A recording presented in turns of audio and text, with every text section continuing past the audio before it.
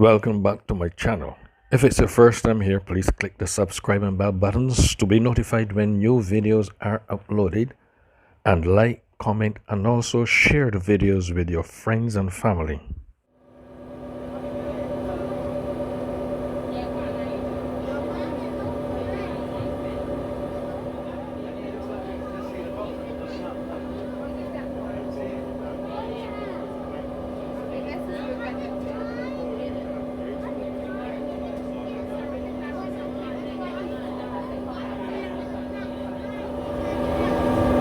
Down at about 128 feet, going on to 130 at this depth. Everyone should be able to look out and down and have a glimpse of the sea floor directly below us. Can you guys see the sea floor out there? Lovely, so that concludes the tour. It's time to head back up. You guys ready to go home? Very strong nose, so I guess we're going to have to stay on a little bit longer.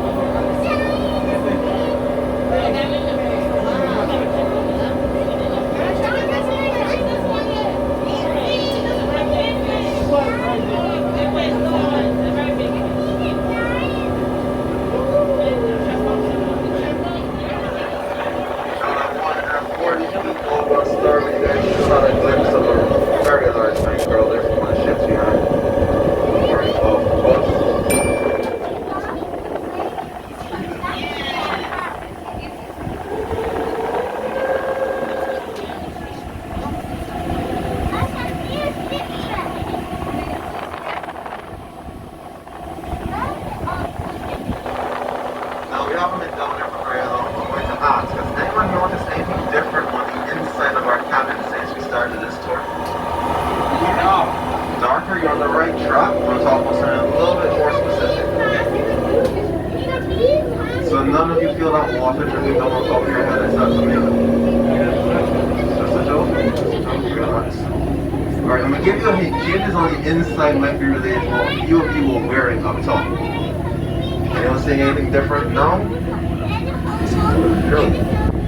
So if you were wearing anything that had the color red in it up top, now's a good time to look at it. Depending on the shade of red, that might actually be maroon, closer to black in color. Anything pink might be a bit more purple, maybe lilac, depending on the shade. Some oranges are a bit closer to brown. Some colors are actually a bit more neon and fluorescent down there. Anyone see those changes in color? I hear some yes, and hear some no's. Alright, so here's what we're going to do.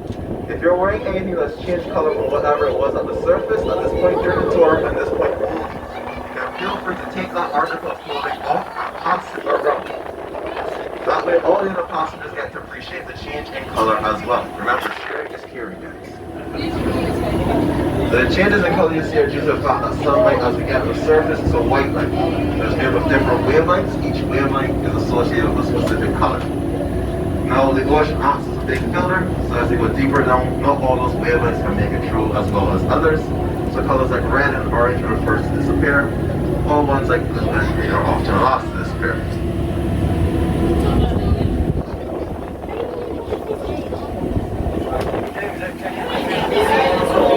Alright, there's going to be a bit of a surprise coming up on the port side. You up by our pilot should be the first to see it. Should be fairly hard to miss, provided we're not lost again. You're not lost, right here? No. I'll give you guys a hint. Every night in my dreams, I see you, that is how I know you go on. Should I go on? Wow, James, my first ever time someone said go on. Yeah, they might not be hearing too well. So there she is, ladies and gentlemen, out on the port side. I present to you all the Titanic. It may look a little smaller than it does the movies. That's to do with the ocean's depth. As you go deeper down, increase in pressure. That compresses things, makes them look a lot smaller than they would normally.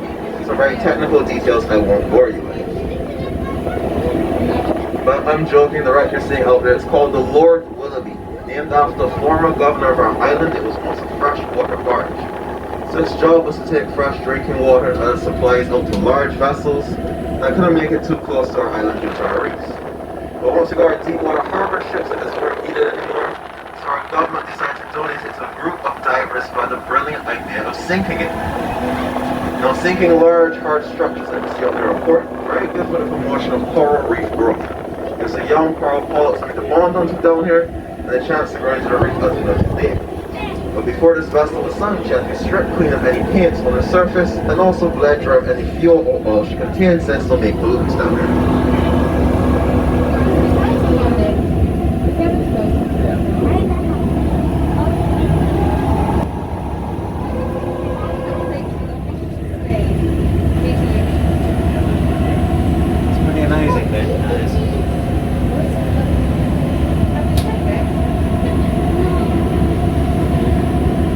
So those of you on the starboard side, don't worry, we have not forgotten about you. There's a way to get a view of the wreck as well.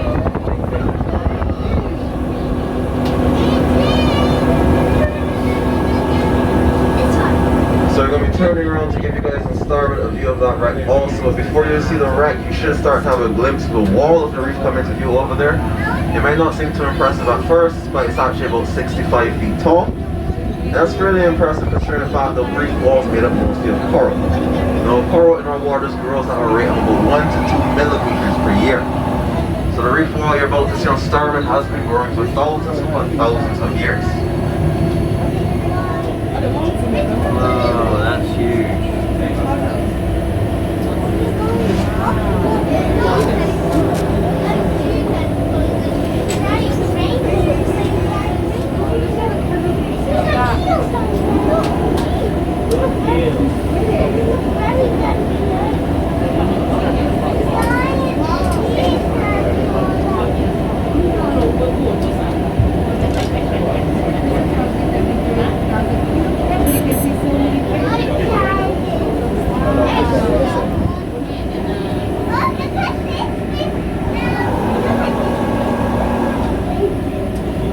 You might have noticed that the Lord Willoughby out there coming from the start. It said it's not completely covered with coral. That's because this particular wreck has only been down there for about 46 years now. And like I said, most of our coral grows at a rate of 1 to 2 millimeters per year.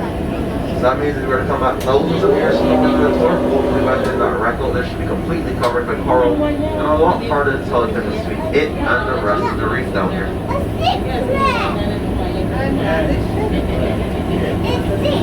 Now we're actually covered fully on the starboard side now. Shipwreck's coming now. They're seeing some Bermuda chubs around the stern of the wreck. Those are the gray fish, dark gray fins and tail, bit ovalish shapes. Some more frames of fish we have down here.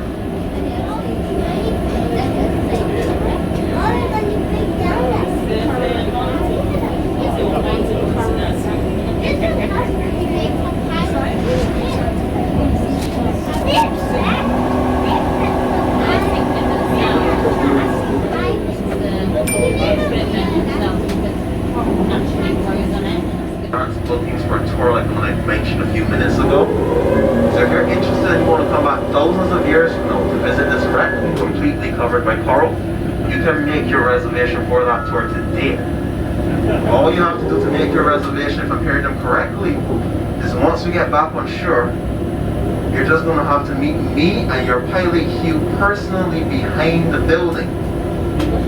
And you will be making your down payment for that tour in cash. That doesn't sound fishy at all, does it? At all.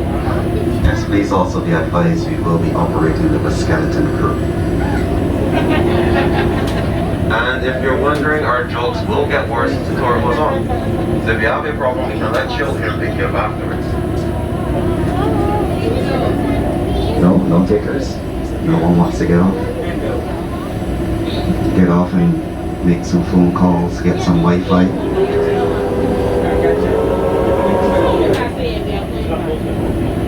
Now we're leaving the wreck behind. You're seeing a lot of sand around us right now. Our island of Barbados is made from a coral reef, so the sand is made from a coral as well, which is why it has this white to off-white color. Other Caribbean islands, the sand can be a bit darker, sometimes black in some cases, that's due to the fact they're made from volcanic material. Our sand is made in two major ways. First, when the boring way is when the ocean currents they beat against the coral and process those attrition. Over time they break off small pieces, which form smaller and smaller pieces, eventually giving you the sand as you see on the outside. Now the other way sand is formed, some people find this quite interesting. It's when a lot of marine like caterpillars, the chunks we saw. Okay, so we're heading up on top of the reef now. Should expect to see some more marine life. Once we're up on top of the reef, some rules to follow. If you see something interesting, give it a shout. Don't keep it to yourself. Helps us track its movement. You might be able to reposition so everyone else can get some movement as well. Also, don't just look up into the water, look down into the spaces of the coral as well. You're never sure what you can find both in this head. Could be a species of turtle, maybe a few of them, or some species of eel we have around the island, which is the spotted and green or eel. There are also some fish guides located next to your viewports. You can feel free to use those to identify any fish species you see out here.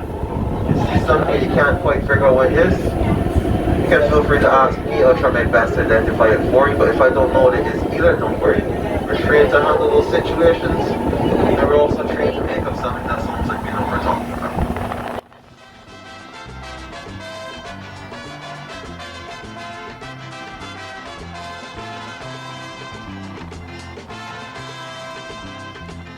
Are you sure there's nothing you can do to have someone real soft as you? Think before you answer. Are you sure? Are you sure? Are you sure there'll be a waste of time to stop and let your love light shine? Think before you answer. Are you sure? Are you sure? Alright, so now we're up on top of the reef. Let's see what we can find. You might spot a little silverfish out there. Black and yellow stripes along their body. Those are called the sergeant major. They give it that name because generally the amount of stripes on their body equals the rank of a sergeant major in the army. Males like to search the reef for the perfect spot to build their nest, and once found into a dance. The dance is used to trap the females here into their home, and once the female feels comfortable, she will lay her eggs.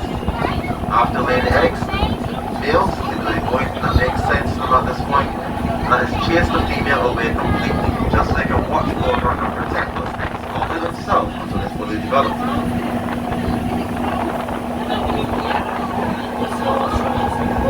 You might also spot some little brown fish out there swimming a few feet above the reef, or 3 or 4 feet above it. Those are called brown chromate. You're seeing some of them quite a few over on the starboard side right now. Now these brown chromate are often not too far from their blue counterparts, which are